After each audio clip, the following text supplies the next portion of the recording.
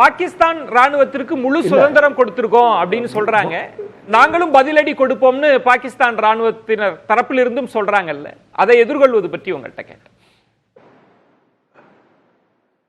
அது முக்கியமாக பாகிஸ்தான் ராணுவம் பதிலடி கொடுக்கும், இதில் எனக்கு டவுட்டே கிடையாது. ஏனெனில் அவங்க ஏற்கனவே மூக்கறுபட்டிருக்காங்க. இந்த தாக்குதல் நடத்தின பிறகு 9 டார்கெட்ஸை தாக்குதல் நடத்திருக்கோம். அதனால் இந்த ஆப்ரேஷன் சிந்தூருக்கு பதிலடி கொடுக்கணும். எங்கே கொடுப்பாங்க, எந்த மாதிரி கொடுப்பாங்க அப்படிங்கிறது தான் கேள்வி. அது ஜேஎன்கேக்கு உள்ளே கொடுக்கணுமா, வெளியே கொடுக்கணுமா, அல்லது இரண்டும் கலந்து ஒரு தீவிரவாத தாக்குதலை இராணுவத்தின் ஒத்துழைப்போடு நடத்த வேணுமா? இப்படிதான் 2-3 ஆப்ஷன் இருக்குது பாகிஸ்தானுக்கு. முக்கியமாக பதிலடி கொடுக்கணும்னா சம்ஜோரியா இருக்குது, அதாவது தெற்கு பகுதியில். அங்கே இராணுவ ரீதியாக நம்ம கொஞ்சம் கீழே இருக்கும் அந்த மலைப்பகுதியில். அதனால் அது எப்போதும் இதுக்கு முன்னால் நடத்திய போர்களில் அந்த இடத்துல தான் தாக்குதலில் ஓரளவு பாகிஸ்தானுக்கு சக்ஸஸ் வந்திருக்குது. அதை செலக்ட் பண்ணாங்கன்னா அங்கே தாக்குதல் நடத்தக்கூடும். அது என்னுடைய கணிப்பு. மற்றும் அதோடு ஒரு தீவிரவாத தாக்குதலையும் நடத்தலாம். நீங்கள் பார்த்தீங்கன்னா அந்த குர்தாஸ்பூர் பகுதியில் சமவெளியாக இருக்குது, அதாவது ஜம்மு போகிற வழியில். அந்த சமவெளியில் எளிதாக தீவிரவாத தாக்குதலை நடத்தி பின்வாங்கலாம்.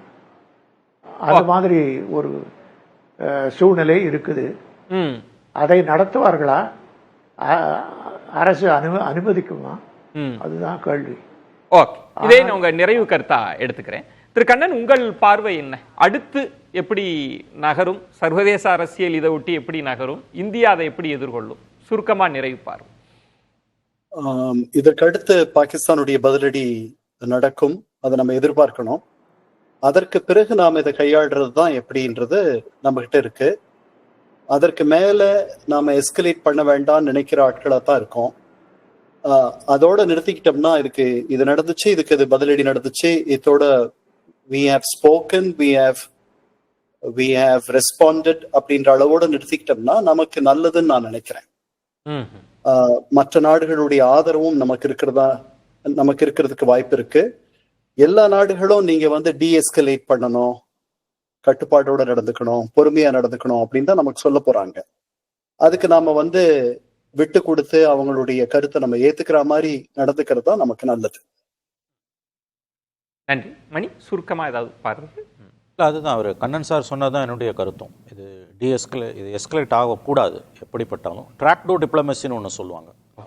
நேரடியாக நாடுகள் பேசுறது, தலைவர்கள் பேசுறதை தாண்டி பின்வாசல் வழியாக பேசிகிட்டு இருப்பாங்க. அது வாஜ்பாய் பீரியடில் அந்த ட்ராக் டு டிப்ளமசி இருந்தது, மன்மோகன் சிங் பீரியடில் இருந்தது.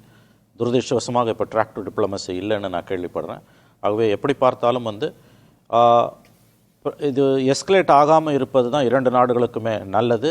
இப்பொழுதைக்கு சர்வதேச சமூகத்தின் ஆதரவு நமக்கு பெரிய அளவில் இல்லை. இதையும் கவனத்தில் கொண்டு தான் நாம் இந்த பிரச்சனையை பார்க்க வேண்டும் என்று நான் நினைக்கிறேன். திரு மாதவன், சுருக்கமா சொல்ல போனா சர்வதேச அளவுல ஆதரவு இல்லையே ஒழிய எதிர்ப்பும் இல்லை. அதை நான் ஒரு பாசிட்டிவா பாக்குறேன்.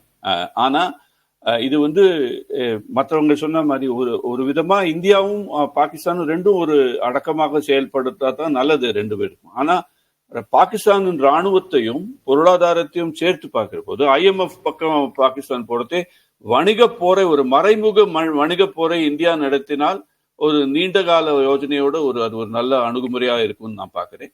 2வது இதை ஒரு பக்கம் பிம்ப போராகவும் பாக்குறேன். இப்போ பாகிஸ்தான்காரங்க ஏதாவது பதிலடி கொடுத்துட்டு அதனால ரொம்ப மேஜர் டேமேஜ் இல்லைன்னா சரியா கவனிக்காம இருக்கலாம். ஆனா நீண்ட நாள் யோஜனையோட செயல்படும். என்னுடைய ஒரு தனி கருத்தை சொல்ல விரும்புறேன். இந்தியா ராணுவம் மாத்திரம் இல்ல, ராணுவம், நிலச்சுவாந்தார், மத மதவாத ஒரு சில முஸ்லிம் முல்லாஸ் சொல்லுவாங்க, அவங்க எல்லாருமா சேர்ந்து செயல்பட்டு இருக்காங்க. இதை இந்தியாவை சரியாக அணுகலைன்னு நான் நினைக்கிறேன். அதையும் ஒரு விதத்துல கவனிச்சா நீண்ட நாள் யோஜனையோட செயல்படலாம்.